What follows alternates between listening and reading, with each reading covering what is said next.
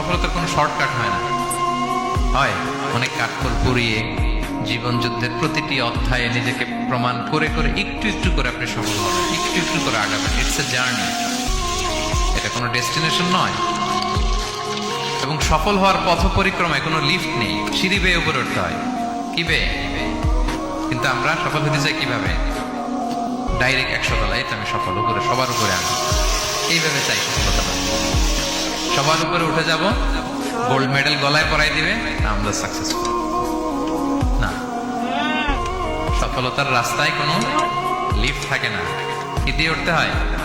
সিঁড়ি বেয়ে ঘাম জড়িয়ে উঠতে হয়। দেখেন, শুধু আলোর মুখ দেখার জন্য মায়ের পেটে আমাদের কত সময় লাগছে বলেন তো?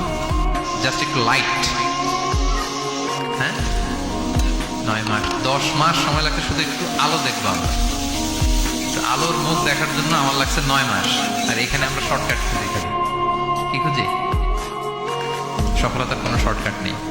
অল্প এফোর্টে যারা সফল হতে চায় এরা কোনোদিন সফল হয় না।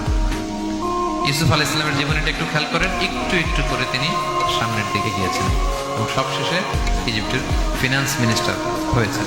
সেজন্য ধৈর্য ধারণ করতে হবে, নিজের সর্বোচ্চটুকু উজাড় করে দিয়ে আপনার রোলটা আপনি প্লে করবেন, এরপর আল্লাহ তাআলার উপর ভরসা রাখবেন। কিন্তু অনেক চেষ্টার পরেও যদি কাঙ্ক্ষিত সফলতা না পান, হতাশ হওয়ার কিছু নেই। কারণ বিশ্বাসীর সফলতা শুধু দুনিয়াতে না, বিশ্বাসীদের সফলতা আখিরাত পর্যন্ত বিস্তৃত। ওইটা আসল সফলতা।